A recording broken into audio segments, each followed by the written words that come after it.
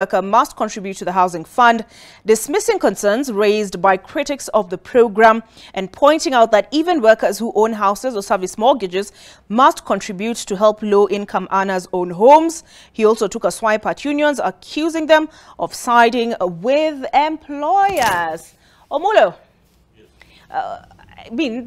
there's a public participation exercise going on now. Sure. Parliament has called for people to submit memoranda on some of the proposals in the Finance Bill 2023, including this 3% housing levy. What's the point of public participation if you insist we must pay? Actually, first of all, it is not a tax. It is a saving plan that is meant to... I googled the definition of levy just to make sure I understand. You understand. A levy is a tax. Is a tax, yes. But you see now, the only problem, the only challenge we have as a government, which I need to point out, is the communication. We are not, disseminating information the way it is supposed to be, because it's an idea that will not only fund the housing plan, but also allow the millions of Kenyans who are hustlers to own houses. So you see the plan is still at the stage of drafting, which the government is yet to even tell Kenyans what it means and how Kenyans will benefit from this levy, which is 3%. I know people argue that they own houses, they get mortgages, but first, this is an idea that will fund the housing plan, because it's either we continue borrowing or we fund our own programs and plans. So this is a major plan and a major project in Kenya Kwanza government, which has to be funded. Secondly, I think there's also an exit clause, which is an explanation that after saving for the 7 years, you can now give back, you can get back your money. So it means you are saving for yourself. Nobody's taking away your money. The reason why I'm saying it is not a tax is a deduction that the government is taking. That you not get it back. It is meant to do other things. But this is a saving, which means it is under your custody. It is under your saving plan. So it means that after 7 years, you can get back your money. You can use it with whatever you want to do. You can get interest out of it.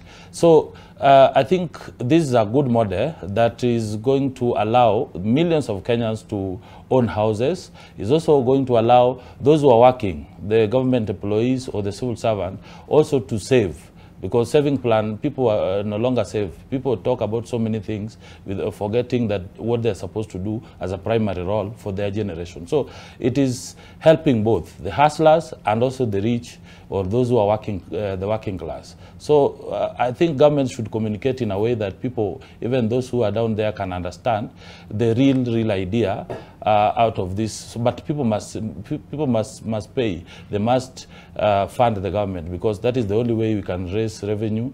That is the only way we can fund our projects. That's the only way we can stop borrowing from China and other countries that we are currently paying. We are paying a lot of money under debt. Okay. Yeah. Mulo, I'm so used to you wearing a suit. I was a little bit distracted by your new look, but I like it. I like it. Dress down Friday. Solomon, your views on this, because there are those who argue that this is just, first of all, we are not sure this plan will take off as envisioned. So is this just giving more money for looters of public resources? And will we get interest commensurate to what we would have gotten in the marketplace after those seven years? Now, I would say you could be right or wrong at the same time. It depends on how the measures the government puts to ensure that money taken from people who work hard, to earn it, is taken care of. It's not handed over to looters. And this country, we have experts in looting. So this could be a huge scandal in 5, 6, 7 years, like you put it. Could be a huge scandal if it's not taken care of. 3% is not a small amount. First, we have to know, is 3% of what? Because it is not 3% of 15,000. It's 3% of huge amounts of money from a certain group of civil servants. Not everybody is giving 3%, because a person who is working in Modhurwa and is earning money where are they featured in? I think there's a huge problem in terms of mortgage in this country. And that's why you see President Uhuru tried this between 2017 and 2022. It failed. And it was actually flopped by the parliament. Why? Because it was not actually capturing everyone. For instance, I don't know where a mechanic is going to come in and own a house. I can't see it clearly. If he will not have this levy cut from his earnings, which are nowhere anyway, in the systems of government, this mechanic then will not have a first priority to own a house. Because if I'm the one being deducted, then I'll first apply to get that house. So we really need to work on mortgage in this country with banks. You know, let the bank come and assess from where you work, privately or employed by the government. If we leave it to banks, it will be so good. But I also give it to government for trying. If you go to Japan today, there are excess of houses. In fact, they are idle. Houses are more than people who need them. But it is courtesy of a proper system by the government. So if you want to own a house and you feel like you know where to go, you are given the terms and conditions, you choose a site, you pay. But come to Kenya, we are not very well organized. Even in this one, still I see so many loopholes in it. But I would like those in charge to fine-tune it, because housing is a problem in this country. Let me tell you, Olive, one thing. A person is able to pay 30,000 every month at Keno to a very, what would I say? Because sometimes they are exploitative, the landlords. They would increase their rents anytime they wish. But find out how many people are comfortably paying between 20 and 30,000 per month. Suppose there was a system. That person has been working for the last 10 years, has been paying rent of between 20 and 50,000 per month for the last 10 years. Is that person supposed to have owned a house by now? Then who has failed that person? Because clearly people have money to pay rent, but even this thing of 3% rent levy is not actually capturing the right basket of people. So I would say we need to expand it. Because even this issue of taxation, I still feel as a citizen, we still don't tax a huge number of Kenyans who are getting huge amounts of money every month or every day. Okay. And we'll get more into the finance bill. Mulu, I'll give you a chance to weigh in on that as well. But Wanja Maina, good morning. Good morning, Olive. Good morning, to see you. TV viewers. Good morning, everyone. All right. You mentioned the Japanese, Solomon, but the Japanese are a very different breed of people to Kenyans. Yeah. But Wanja, this statement I see we learn from the best.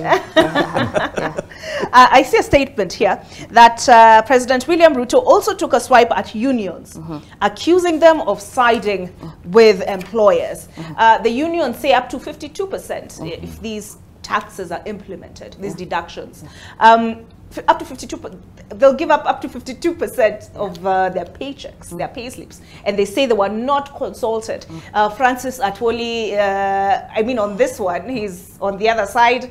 The unions that I saw, the Kenya Union of Clinical Officers, Kenya Medical Practitioners and Dentists Union, UASU, the University Academic Staff Union, KUSU, and all these people are on the other side. What does it say to you? Does it say to you, as President William Ruto is, the point that President William Ruto has made here, that he took a swipe at unions, accusing them of siding with employers? Thank you very much. So unionism, to have union, people forming unions, and which has a lot to do with, even with agitation for rights, is not a new phenomenon. In fact, it is as old as the history of the independence of Kenya.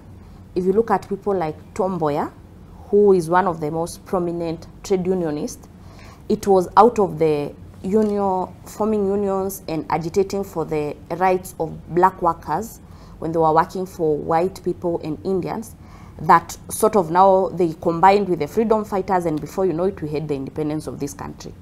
So it is even a right, it's a right to be in a union. And as you know, unions are the voice of their members. Kenya National Union of Teachers is the voice. I have a sibling who is a teacher, but he's busy in class. So Kenya National Union of Teachers is the voice that is speaking for him and his fellow teachers. So if the union is the voice of the workers, then when they say that they are siding with the employers, I don't know if they mean that the union is in the side, is not supporting the worker, or the union is supporting the worker. But that said, if it's, we are talking about this issue of housing, for me, I would say that to be in a house, whether to rent or whether to live in a house, is a personal decision. And it is also not very practical. Say, let's go to a rural county like Nyandarua. There's a person who is, okay, it's where Solomon comes from. let's just use it. There's a person who is working in the county in Olkalau, but they are coming from their own home because it's like they live, that's their rural home. So they already have a house. So this issue of owning a house, is it an issue that is tied to all? So if I have my own house in Gatondo, why do I need another house? Why do I need to pay for another apartment in Nairobi, for example? And then issue 2, so what does that mean? That means that there are people whose source of income is being a landlord and building rental houses. So are we saying that very soon we shall not have building houses and renting them out as a source of income? Thirdly, there has always been a huge mistrust between people and the government, and that has partly been contributed to rampant corruption. Yesterday I saw someone in opposition saying that this is an Anglo-leasing in the making. This housing fund, 3%, 2%, even the people who are selling it to Kenyans, they are not very clear. They have not seen the issue to the end. Yani, the people in Kenya Kwanza, when they are selling the concept to the people, they don't seem to have seen it to the end. They are struggling like you and I. So if you're taking my 3% and you don't understand that model up to the very end, why should I trust you with my 3%? And also, we also ought to be cognizant of the fact that there's a huge inequality in Kenya. In as much as there are people who earn 200K, 300K, 400K, there's also a huge percent of people who are in the 15K, 20K, 30K. So when we look at those people, I'm very sure that owning an apartment in Nairobi is not at the top of their list because they are yet to properly meet their basics. So what are we saying to these people? And most importantly, it's just the issue of public participation. And one of the beauty of public participation is ownership of a project. We've seen it done. We saw universal health coverage in what now was called piloting. You want the people to be in the same wavelength as you. Now, if you've not paid my salary as a government worker, and then before you know it, you know, last month they were saying they are not paid. Before you know it, you are paying me kidogo, now you want to take my 3%. Why should I entrust you with my 3%? So I see a lot of vagueness. I see a lot of, it's ambiguous, it's not clear. I see people who the money is taken from not having owned this project. There's no ownership of this 3%. Not many people are very happy with you taking their 3%. On top of that, there is a huge cost of living. And you see, the thing with the huge cost of living means... Okay, I'll stop you there, Wanja, because we'll get into the cost of living. But Omulo, there seems not to be a clear understanding of how this 3% is going to be managed, right?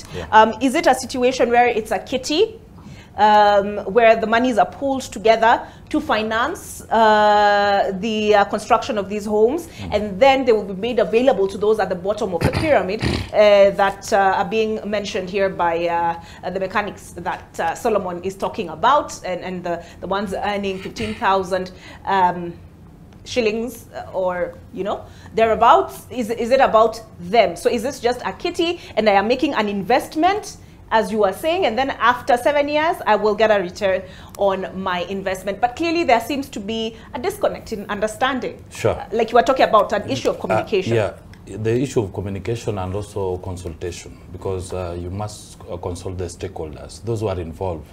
And that one, I cannot lie, the government is not working so hard on that. So it is our responsibility now to tell people what it means by saying that 3% is being deducted because it's not specific whether it is deducted on the whole amount. You know, there are things that Kenyans need to understand. One is that owning a house is a right under Article 43, economic rights. Every Kenyan has a right to own a decent house, and that's why I'm telling Wanja not to say that it's a personal decision. There are people who have land, they have houses, but there are people who do not have. So sometimes we need to plan for our people. So it is a right. Secondly, there are things we need to know about the 3%. One, to whose advantage is it? You know, you are giving 3%, your employee is also adding another 3%. So it means that your saving is increasing.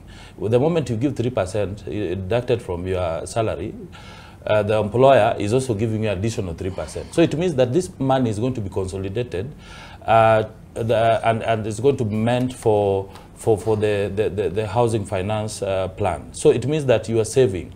The government is taxing those who are working, or we say the wealthy, to fund the poor. So it means that it's a good plan. The whole plan is not touching the poor, but it's touching those who are able. You know, the principle of taxation dictates that you can only tax where a person who is able to pay. So the 3% also does not exceed 5,000. So it means that that is why I was saying that it's not pegged on the total amount, but it will be calculated on the amount that you are able to pay, which does not exceed 5,000.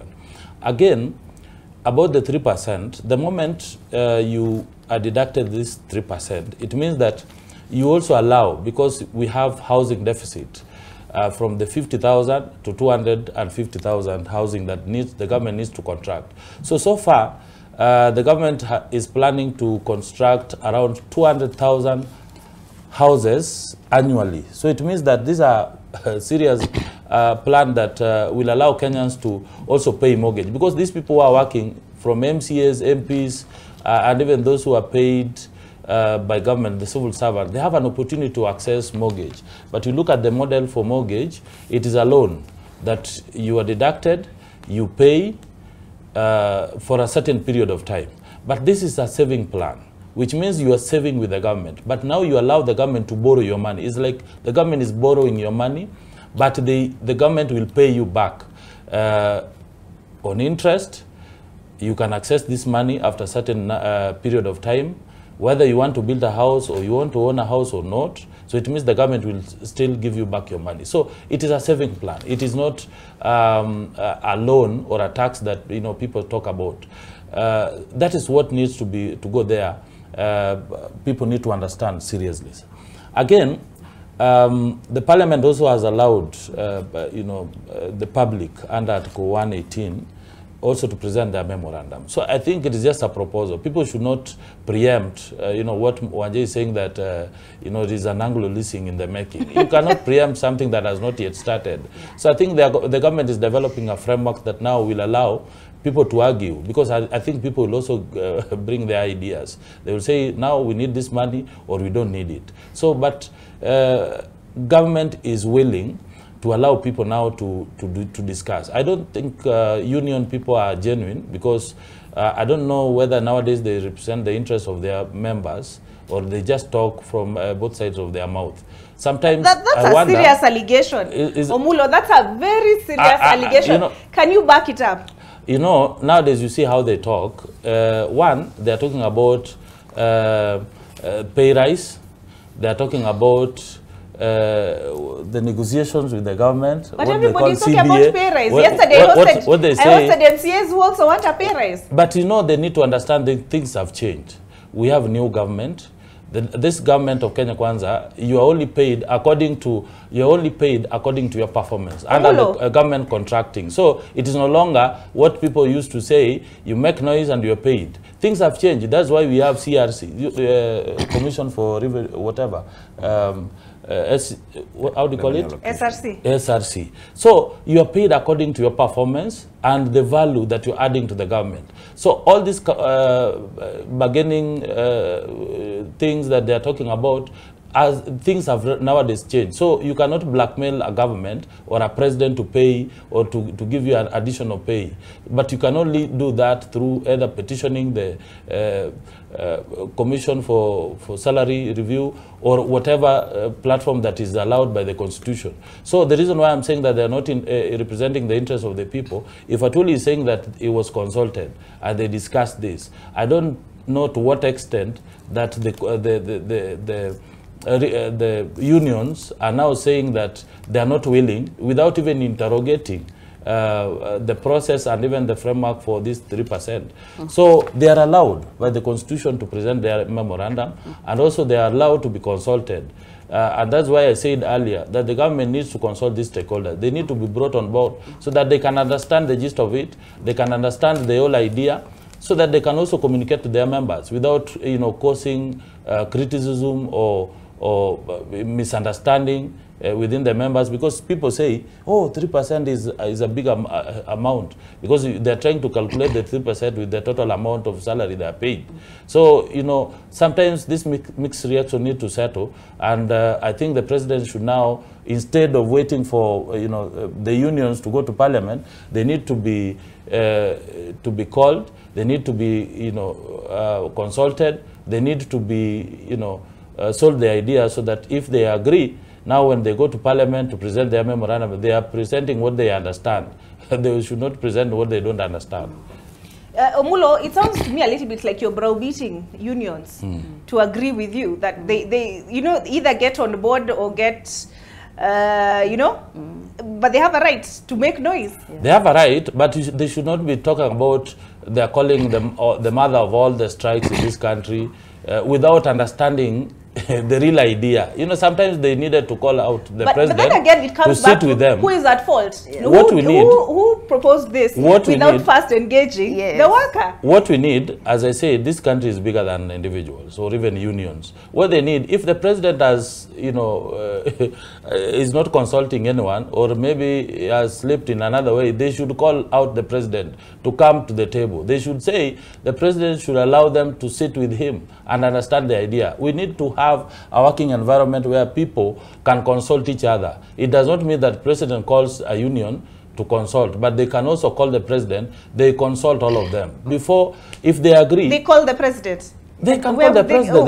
They can ask the president, you've come up with an idea. You've come up with an idea. Now let us sit and discuss, because sometimes it is good to understand. No, but the proposer of whatever this is the one who should seek out the stakeholders, in my view, in my humble opinion. And also, now that just come in, just briefly.